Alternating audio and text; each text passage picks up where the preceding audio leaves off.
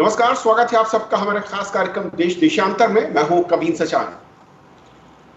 Corona संकट के बीच देश में लॉकडाउन 2 का दौर चल रहा है, लेकिन इसके बीच में जो सबसे अहम भूमिका अब तक मैं कहूं इस देश में दिख रही है, जिसके चलते हमारी, आपकी और तमाम जनता की जिंदगी सहूलियत के साथ आगे बढ़ रही है, वो है टेलीकॉम सेक्टर। और उसी के चलते आज तमाम पब्लिक अपने घरों पर रहकर उन सुविधाओं का लाभ ले पा रही है, या उसकी जिंदगी का एक दिनचर्या का हिस्सा मैं कहूं कि टेलीकॉम किस तरीके से और कितनी अहम जरूरत है, ये हम सब ने देखा है। लेकिन अब सवाल ये खड़ा होता है कि संकट के दौर में जो जरूरत टेलीकॉम सेक्टर की ओर से हमें दिख रही है, जब ये संकट खत्म होगा उसके बाद ये कितनी बढ़ेगी, और क्या उसके लिए टेलीकॉम सेक्टर तैयार है, किस तरीके की चुनौतियां हैं, क्या उसकी ज़रूरतें हैं, और हमें क्या नए कदमों की ज़रूरत है उसे और मजबूती देने के लिए। आज समझेंगे अपने इस कार्यक्रम में। हमारे साथ 3 खास मेहमान हैं। हमारे साथ राजन एस मैथ्यू साहब हैं, डायरेक्टर जनरल हैं सेलुलर ऑपरेटर्स एसोसिएशन से। सर, बहुत बहुत स्वागत आपका हमारे साथ जुड़ने के लिए। थैंक यू, स्वागत। सुनील गुप्ता जी हमारे साथ हैं, जो कि सचिव हैं TRAI से। बहुत बहुत स्वागत है सुनील सर आपका हमारे साथ इस चर्चा में जुड़ने के लिए। धन्यवाद। शिशिर सिन्हा हमारे साथ है, सीनियर डिप्टी एडिटर है द हिंदू बिजनेस लाइन से। शिशिर जी, बहुत बहुत स्वागत आपका। जी, बहुत बहुत धन्यवाद।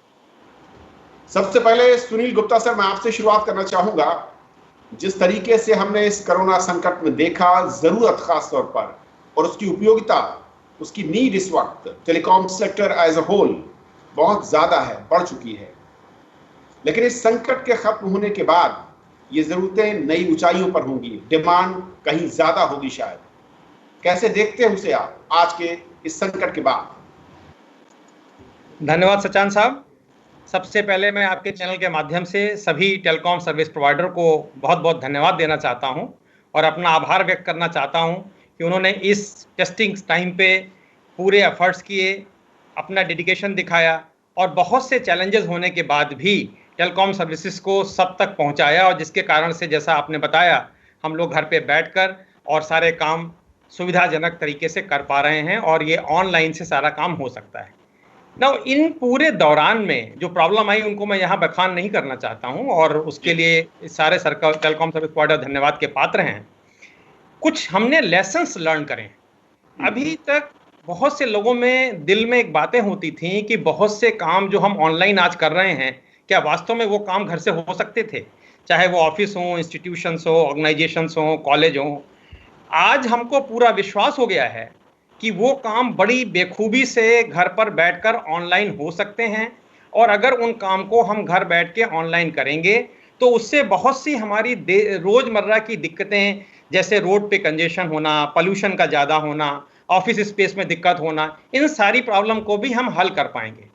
तो एक ये मुद्दा बनेगा जिस कारण से टेलीकॉम सर्विसेज का घर पर यूटिलाइजेशन बढ़ने की पूरी उम्मीद है। दूसरी चीज क्या है कि कई बार लगता था जो ऐप डेवलप करने वाले लोग थे कि पता नहीं इंडिया में हर तरह की लैंग्वेज के लोग हैं, कुछ लोगों को हिंदी आती है, कुछ को इंग्लिश आती है, तो क्या ये लोग नए ऐप को अडॉप्ट कर पाएंगे? इस समय जो भी नए ऐप आए हैं, और चाहे वो पढ़ा हुआ आदमी हो या अनपढ़ आदमी हो या अंग्रेजी जानता हो या न जानता हो, उसने उसको तुरंत अडॉप्ट किया। जैसे अगर हम बात करें आरोग्य सेतु ऐप की बात करें, बहुत से ज़्यादातर लोगों ने डाउनलोड किया, जबकि उसका हिंदी वर्जन या और वर्जन नहीं है। तो ये भी एक बताता है कि यहाँ पर अडॉप्टेबिलिटी बहुत ज़्यादा है, और उस कारण से जो हमारे स्टार्टअप्स हैं उनके लिए बहुत अच्छा उपयोगी समय आगे आने वाला है। तीसरा क्या है कि जो वीडियो कॉन्फ्रेंसिंग का इस समय दौर चल रहा है, जिसमें बहुत सी मीटिंग ऑफिस के ले लीजिए या और कॉन्फ्रेंसेस कर लीजिए, चीज़ें चल रही हैं। एक मुद्दा सामने आ रहा है कि हमको इंडिया के माफिक अपना एक बहुत स्ट्रॉन्ग वीडियो कॉन्फ्रेंसिंग प्लेटफॉर्म होना चाहिए, जिसको लोग इस्तेमाल कर सकें, और इस्तेमाल करने के बाद में बहुत सी मीटिंगें जिसके लिए आदमी को बाहर जाना पड़ता है, ट्रैवल करना पड़ता है, उनको भी हम अपने घर बैठे तरीके से बहुत उपयोगी तरीके से हम कर सकते हैं। चौथी जो इम्पॉर्टेंट बात आई सामने, वो टेलीकॉम सर्विस प्रोवाइडर को लगता है कि लोकेशन बेस्ड सर्विसेज हमारी कितनी उपयोगी होंगी, जिसमें हम कस्टमर को उसकी लोकेशन के हिसाब से बताते हैं कि क्या क्या चीज़ें कहाँ पर मिल रही हैं और चीज़ें। इस समय ने लोकेशन बेस्ड सर्विसेज की मान्यता को बहुत ज्यादा बढ़ा दिया है, और इस समय अगर लोकेशन बेस्ड सर्विसेज की बात करें तो बहुत से ऐप ऐसे हैं जो सर्विस प्रोवाइडर से ये कहते हैं कि मुझे आप एग्जैक्ट लोकेशन बताइए, कस्टमर की उसकी इच्छा के अनुसार ही बताइए, लेकिन बताइए। मैं प्राइवेसी इशू को नीचे दबाने की कोशिश नहीं कर रहा हूं, लेकिन प्राइवेसी के रहते हुए भी बहुत से लोग चाहते हैं इसको। तो इन सब चीजों के रहते हुए टेलीकॉम सर्विसेज का वॉल्यूम बहुत ज्यादा बढ़ने वाला है, और अगर ये वॉल्यूम बहुत ज्यादा बढ़ने वाला है तो जो बैकबोन होती है, जिसको हम लोग नॉर्मली कहते हैं कि अगर आपका बीटीएस से, जिसको आप खंभा मान के चलते हैं, वहां से पीछे जो आपका कम्युनिकेशन का माध्यम से जो ट्रैफिक जा रहा है उसको अगर आगे भेजना है तो ऑप्टिकल फाइबर चाहिए या बहुत ज़्यादा बैक हॉल चाहिए। उन सब चीज़ों के लिए काफ़ी कुछ काम करना पड़ेगा। तो वॉल्यूम टेलीकॉम सर्विस का बहुत बढ़ने वाला है, और उसके लिए कुछ हमें काम करने पड़ेंगे, अपने नेटवर्क को थोड़ा और बढ़ाना पड़ेगा, और जब इस तरह की चीज़ें होंगी तो कुछ रीडिस्ट्रीब्यूशन ऑफ ट्रैफिक भी होगा। लोग घर से मैं उस पर भी आऊंगा सुनील सर, मैं उस पर भी आऊंगा, लेकिन मैथ्यू सर ये साफ है कि डिमांड बहुत ज्यादा हाई है। दूसरा एक मैं कहूं कि प्लस पॉइंट कि हमने प्रूव किया, जब मैं वी कह रहा हूं दैट मींस कि टेलीकॉम सेक्टर ने कि किस तरीके से मीट आउट कर सकता है किसी भी चैलेंज को। लेकिन टेलीकॉम सेक्टर के अंदर विद इन जो चैलेंजेस हैं इस डिमांड को मीट आउट करने को लेकर एंड नियर फ्यूचर में उन्हें कैसे देखते हैं और वो कितने ज्यादा बिग, कितने बड़े हैं? So, thank you very much, Sanji. I think the first point that emerges in this situation is that the close working relationship between the telecom operators, the DOT, and the regulator. Decisions that used to take weeks were being solved in hours and days. So I think that is the first lesson that comes in dealing with these types of emergencies. There needs to be a complete, close working relationship, and we thank the authority, the regulator, and the DOT for establishing a very close working relationship in order to address the concerns of the customer. So that is the first lesson that we learned. The second lesson that we have learned, that in spite of the financial distress of the industry always recognizes its first responsibility is to keep our networks functioning at 99.99% uptime, and to make sure that quality of service to the consumer can be maintained as best as possible. So we have been working with the state governments to ensure that our people can move, our cell towers can go on air, and fiber cuts can be minimized. So this is an area where we've been able to work. Before this particular event, we had over 800 of our BTSs. They're almost equivalent to towers off the air because of various problems at the state level. When this started, and because of the load factor, that was reduced with the help of the DOT to 83, from 800 non-function 83, and the number of fiber cuts were reduced from over 100 nationally to about 7 to 8. So you can see how working together, the network quality and uptime was maintained as a result of the load factor, which went up at one point almost by 30%. It then came down. And again, just to give you an example of how it worked with the DOT, we noticed that streaming video, the places like Amazon, Hulu, Netflix, all of that, the utilization of all of this, YouTube, was spiking the traffic. We went to the DOT, and with their help, we talked to the Amazons and the YouTubes and the Netflix, and together asked them to move from high definition to standard definition. That brought it back down a good deal, and so now we are trending at about 15 or 20% above normal. Okay.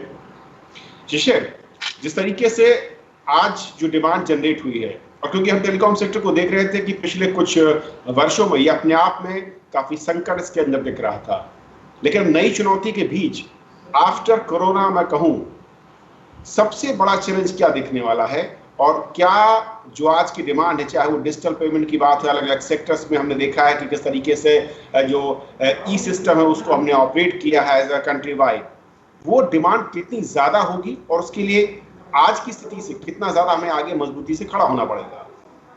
देखिए कविंद्र, सबसे पहली चीज है कि आज जो हम लोग सभी जुड़े हुए हैं एक फिजिकल डिस्टेंस मेंटेन करते हुए, उसका काफी हद तक श्रेय जो है वो टेलीकम्युनिकेशन सेक्टर को ही जाता है, क्योंकि वो उसने जो इंफ्रास्ट्रक्चर दिया जिसकी बदौलत हम ये कार्यक्रम कर पा रहे हैं।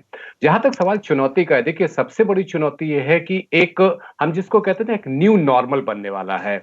अभी तक जो हम सामान्य परिस्थिति मानते थे कि लोग दफ्तर जाएंगे, दफ्तर में जाकर के काम करेंगे, हो सकता है कि आज जब हम कुछ महीनों के बाद जब इस परेशानी से काफी हद तक उबर जाएंगे, तो आप देखेंगे कि वर्क फ्रॉम होम का कल्चर काफी ज्यादा बढ़ गया है, डिजिटल पेमेंट का सिस्टम काफी ज्यादा बढ़ गया है। मैं डिजिटल सिस्टम के बारे में थोड़ा सा चर्चा करूंगा, उसके पहले मैं वर्क फ्रॉम होम की बात करूं। आज देखिए लगातार मतलब तमाम ऑफिस जो हैं, खासतौर पे जो नॉन एसेंशियल में आते हैं और यहाँ तक कि जो एसेंशियल में भी आते हैं, उनमें से कुछ सेगमेंट ऐसे हैं जो कि वर्क फ्रॉम होम है। हम लोग भी वर्क फ्रॉम होम में काम करते हैं। जाहिर सी बात है कि जो हम डेटा कंज्यूम कर रहे थे, आज उसका हम कई गुना ज्यादा कंज्यूम करने लगे हैं। तो सबसे पहली जरूरत ये होगी कि आप कितना ज्यादा डेटा एक हायर स्पेस में, एक वाइडर स्पेस में कर सकते हैं, जिससे कि हमको क्वालिटी सर्विस मिल सके। क्योंकि देखिए वीडियो की जब हम बात करते हैं, थोड़ा सा भी हेजी पिक्चर बन जाता है तो लोग उसको बहुत ज्यादा पसंद नहीं करते हैं। तो ऑडियो और वीडियो दोनों कितना बेहतर हो सकता है,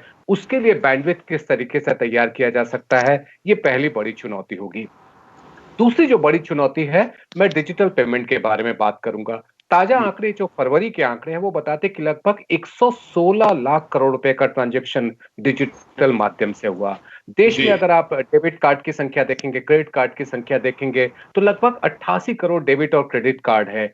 180 करोड़ जो हैं वो pre payment wallets, pre payment instrument है, जिसमें मोबाइल वॉलेट भी होता है, प्री पेमेंट कार्ड्स भी होते हैं। इसके अलावा आप देखिए लगभग 2.25 लाख से ज्यादा का आपका एटीएम है। आपका पॉइंट ऑफ सेल्स जो कि आप दुकानों में जाकर के जो खरीदारी करते हैं, पॉस मशीन है। इसके अलावा जो माइक्रो एटीएम्स होते हैं, इन सारी चीजों को देखते हुए जितनी ज्यादा इनके इस्तेमाल के लिए आपको इंफ्रास्ट्रक्चर चाहिए, वो आगे चल करके और बढ़ेगा। एक छोटी सी बात कहते हैं ना कि आज के दिन में लगभग 90% नगद में लेन देन होता है, 10% ही डिजिटल में होता है। आप यकीन मानिए कोरोना के बाद का दौर ऐसा आएगा जब डिजिटल ट्रांजैक्शंस कई गुना तेजी से बढ़ेंगे। क्या टेलीकम्युनिकेशन सेक्टर उसके लिए तैयार है? ये हमारी एक बड़ी चुनौती होगी। तो मुझे लगता है कि एक जो कि वॉइस और ऑडियो दोनों के जरिए कम्युनिकेशन के लिए, और दूसरा जो ये ट्रांजैक्शंस हैं, उन ट्रांजैक्शंस के लिए कितना बैंडविड्थ कर पाएंगे, ये टेलीकम्युनिकेशन सेक्टर की बड़ी चुनौतियां होंगी। मिस्टर राजन, इंफ्रास्ट्रक्चर में इन्वेस्टमेंट एक बड़ा चैलेंज कहा जा रहा है इस सेक्टर में। अगर हम अपनी फ्यूचर नीड्स को समझें, अभी हम कहां पर हैं, और अगर इंफ्रास्ट्रक्चर को और ज्यादा एक्सपैंड करना है और जो डिमांड है उसके कंपैरिजन में क्या और बड़े आप देखते हैं कि इसमें रिफॉर्म्स या स्टेप्स लेने की जरूरत होगी? So I think the first issue that needs to be addressed is the financial distress of the industry. Without being able to free up money for investment in infrastructure, which we all have seen is absolutely critical, it is going to be very difficult going forward into the future to maintain the type of quality of service, bring in the new innovations, and also maintain uptimes of our network. So I think the financial issues, and we've been talking about it, the Honorable Authority has also been addressing the financial distress. So we have been talking to the Finance Ministry, we have been talking to the DOT, and I think this is the first thing that we have learned from this whole coronavirus attack, that the infrastructure must always be healthy and in place and bear the load factor. So one of the things that again that has come up is that you must free up money. 30 paisa of every rupee from our industry goes back to the government, and the government does not bring it back into the industry. That is not a sustainable proposition. So again, the Honorable Authority has highlighted that there needs to be a reduction in license fee, spectrum usage charges, because we have already paid for spectrum upfront. So giving that money back to the industry will allow us to invest back in the infrastructure. The other second thing that we have to focus on is right away.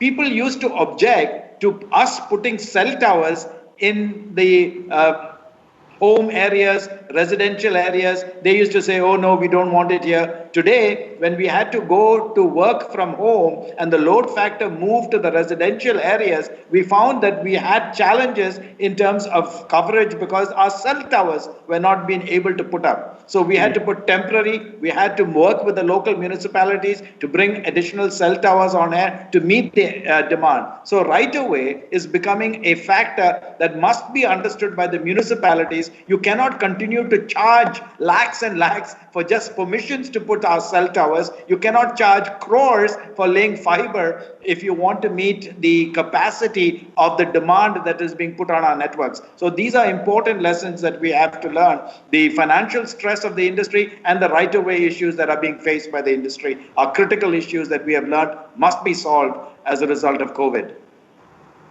शिशिर, बहुत अहम point जो mister Matthew कर रहे हैं कि financial जो इस वक्त हालत थी और जिस तरीके से उन्होंने कुछ समस्याओं का जिक्र किया है, बहुत अहम होगा कि अगर हम जितनी जल्दी इनको दूर कर पाएं या फिर मैं कहूँ कि मीट आउट कर पाएं कहीं सेंटर पॉइंट पर आकर।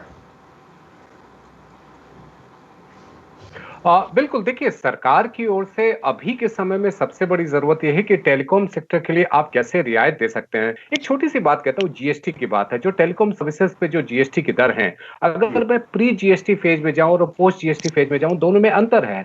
वो एक कंज्यूमर के पॉइंट ऑफ व्यू से आपका जब बिल बढ़ जाता है, आपके जब खर्च बढ़ जाते हैं और जबकि कमाई सरकार को ज्यादा होती है, टेलीकॉम कंपनीज को ज्यादा नहीं होती है, तो उसमें बदलाव लाने की जरूरत है। मुझे लगता है कि इस मामले में कि किस तरीके से जो मैथ्यू साहब ने बात की कि हम जो सरकार को दे रहे हैं उसका कितना हिस्सा हमारे वापस आ पाता है, अगर वो हम इंश्योर कर लें तो इससे जो टेलीकॉम सेक्टर की फाइनेंशियल डिस्ट्रेस है, जो वित्तीय परेशानी है, वो कुछ हद तक दूर हो पाएगी। सुनील जी, किस तरीके से देखते हैं, क्योंकि टेलीकॉम इंडस्ट्री को जो मैं कहूँ कि परेशानियां हैं उसमें कितना हद तक आपको लगता है कि आने वाले समय में योगदान देना पड़ेगा एजेंसीज को, ट्राई को, सरकार को, और कितने तैयार हैं उसके लिए? देखिए, ऐसा है कि योगदान जहां तक देने की बात है, मैथ्यू जी ने अपने में बताया भी है, ट्राई ने कुछ सुझाव दिए हैं सरकार को कि जिन चीज़ों को करने की ज़रूरत है, जैसे एसयूसी को कम करने की बात है या यूएसओएफ का कंट्रीब्यूशन को कम करने की बात है। कुछ सुझाव ऑलरेडी गवर्नमेंट को दिए गए हैं और उस पर विचार चल रहा है और मुझे उम्मीद है कि जल्दी कुछ पॉजिटिव डिसीजन उन चीज़ों में हो सकता है सरकार ले। मुझे उसके नॉलेज नहीं है, लेकिन ये चीज़ें गवर्नमेंट को हम लोग ऑलरेडी रिकमेंडेशन दे चुके हैं। एक और जो बड़ा मुद्दा इस समय सामने आ रहा है वो ये है कि जो इंफ्रास्ट्रक्चर क्रिएशन की रिक्वायरमेंट है उसका बेस बढ़ाने की ज़रूरत है। 3-4 टेलीकॉम सर्विस प्रोवाइडर हर सिटी में वो जो बैकबोन, जो राइट ऑफ वे की बात मैथ्यू साहब ने करी, उसको नहीं प्रोवाइड कर सकते हैं और उसका बहुत बड़ा लोगों को साथ में भागीदारी क्रिएट करनी पड़ेगी जिससे वो लोग मिलके और वो ऑप्टिकल फाइबर वो चीज़ें लगा सकें। एक और बड़ी इंपॉर्टेंट बात जो है, आपने देखा होगा जब आप बिल्डिंग बनाते हैं तो बिजली के लिए बाईलॉज बने हुए हैं कि आपके घर में बिजली का तार डालने की जगह इस तरह से प्रकार से होनी चाहिए। पानी के लिए बाईलॉज बने हुए हैं, आपके सीवर लाइन के लिए बाईलॉज बने हुए हैं। अब समय आ गया है कि हम टेलीकॉम के लिए भी बाईलॉज बनाएं, क्योंकि घर के अंदर एक अच्छी सुविधा टेलीकॉम की आपको तब तक नहीं मिल सकती जब तक को प्रॉपर कनेक्टिविटी की जगह नहीं होगी। आप दिल्ली में देखिए, बॉम्बे में देखिए, मल्टी स्टोरेज बिल्डिंग बन गई हैं। बॉम्बे में 70-70 मंजिला की मल्टी स्टोरेज बनी है। कोई भी किसी तरह का टावर उन सब बिल्डिंग में इक्वल सप्लाई नहीं कर सकता। तो ये चीज़ें हमें समझनी होंगी। अच्छा, बिल्डिंग के अंदर की क्या मुश्किल आती है कि जो उनके ऑर्गेनाइजेशंस, एसोसिएशंस हैं, वो कई बार आपको अंदर नहीं जाने देती हैं या आपको अंदर अपनी केबल नहीं ले जाने देती हैं, या वो केवल किसी एक पर्टिकुलर टेलीकॉम सर्विस प्रोवाइडर की केबल जाने देती हैं। इन सब चीज़ों को देखने की जरूरत पड़ेगी। आज के ज़माने में जैसे आप आगे देखेंगे, ना केवल डेटा का यूटिलाइजेशन, लेकिन IoT, जैसे हम इंटरनेट ऑफ थिंग्स कहते हैं, AI, आर्टिफिशियल इंटेलिजेंस है, बिग डेटा की चीज़ें हो गई, मशीन लर्निंग लैंग्वेज, ये बहुत से तमाम चीज़ें शुरू होंगी और इनकी ग्रोथ बहुत फास्ट होगी। टेलीकॉम एक सनराइज सेक्टर है और उनकी बहुत सी चीज़ें उस पर डिपेंड करेंगे। आपने देखा होगा कि आज के ज़माने में टेलीकॉम एक तरह से बेसिक रिक्वायरमेंट बन गया है। आप चाहे किसी सेक्टर की बात करें, हेल्थ हो, आप ऑनलाइन मॉनिटरिंग की बात कर रहे हैं, बेल ने ऑनलाइन मॉनिटरिंग के सिस्टम बनाए हुए हैं। आरोग्य सेतु ऐप है, टेलीकॉम के नेटवर्क के साथ चल रहा है। फाइनेंस में जो ऑनलाइन पेमेंट चल रहे हैं, ई कॉमर्स में आप देख रहे हैं, एजुकेशन देख रहे हैं, लॉ एंड ऑर्डर देख रहे हैं, इंटरटेनमेंट देख रहे हैं। कहने का मतलब ये है क्योंकि हर सेक्टर में इसकी जरूरत, पहले कुछ स्पेसिफिक खास लोगों के लिए, स्पेसिफिक वर्क के लिए मानी जाती थी, या मैं कहूँ कि लग्जरी कही जाती थी, अब वो नेसेसिटी है। और इस संकट के दौर में ये साफ है कि वो जिंदगी का एक अहम हिस्सा है, जैसे कि पानी, साफ हवा या फिर दूसरी एमिनिटीज। एक लास्ट कमेंट में मैथ्यू साहब आपसे चाहूंगा कि क्या और कितनी तेजी के साथ हमें कुछ इनिशियल स्टेप्स एज मैं कहूं कि टेलीकॉम कंपनियों की ओर से या फिर सरकारों की ओर से आपको लगता है उठानी चाहिए, अगर नियर फ्यूचर में हम अपने टारगेट को मीट आउट करना चाहते हैं और टाइमली हम उसको अचीव करना चाहते हैं? So one of the areas that has been well articulated is the National Telecom Digital Policy of 2018. In that policy, the government and the cabinet has laid out all of the things that must be done. There's input from the authority, input from the industry, inputs from all the stakeholders. That itself says that in the next 3 to 4 years, at a minimum, we will require $100 billion US dollars to come into the country to be able to invest in the infrastructure that Mr. Gupta ji talked about in terms of IoT, machine learning, artificial intelligence. All of this has to ride on our networks. We are also looking into the future of 5G, developing the intelligence, the development of R&D, all of those facilities. When you talk about a minimum of $100 billion US dollars, again, I go back to the same point. The financial health of the industry must be robust enough to be able to attract this type of investment into the country. So again, we say, please, we go to the government, please take the recommendations of the Honorable Authority and please fix this issue so that we can invest back and provide the quality of service and the future technology so that this country can meet the Honorable Prime Minister's vision of a digital knowledge global leader. That is the vision that we have to put, and that is the vision that we are pursuing. Our Honorable PM has talked about a 5 trillion in GDP country. The telecom industry is expected to contribute 1 trillion of that 5 trillion. We can do it, but we need to address the underlying financial issues that allow us to grow and invest. शिशिर, एक आखिरी comment, closing comment में चाहूंगा आपसे कि रास्ता बहुत आसान तो नहीं है, लेकिन मुश्किल भी नहीं है। सहयोग कहां से शुरू और कहां पर जाकर? देखिए, सहयोग तो इस समय तो सारा कुछ सरकार के ऊपर काफी एक बड़ी जिम्मेदारी है कि वो इन जरूरतों को कैसे पूरी करते हैं। निवेश की जितनी जरूरतें हैं या जो कुछ भी इंफ्रास्ट्रक्चर को बेहतर करने की जरूरत है, आप जितने भी टेलीकम्युनिकेशन के यूज कर लें, चाहे वो AI से लेकर के हम नॉर्मल वॉइस कॉल की बात करें, उन सब के लिए आपको एक मजबूत इंफ्रास्ट्रक्चर चाहिए। मुझे याद आता है कि देवांग मेहता साहब जो कि NASSCOM के चेयरमैन हुआ करते थे और वो देश में IT के मामले में उनको एक पितामह माना जाता है। वो कहते थे कि आज के दिन में रोटी, कपड़ा, मकान, मोबाइल और डेटा, ये 5 चीज चाहिए ही चाहिए। तो जब आप रोटी, कपड़ा, मकान पे जब निवेश कर रहे हैं तो मोबाइल और डेटा के लिए भी कुछ और निवेश कर दीजिए। चलिए, बहुत बहुत शुक्रिया आप तीनों मेहमानों का हमारे साथ इस बहुत ही अहम मसले पर चर्चा में जुड़ने के लिए और समझाने के लिए कि देश में टेलीकॉम सेक्टर कितना जरूरी है। आज हम समझ पा रहे हैं, भविष्य में ये कितना और ज्यादा जरूरी होगा, और उसके लिए इसकी सहूलियत, इसमें निवेश और इसके विस्तार के लिए क्या कदम उठाने की जरूरत है। नमस्कार।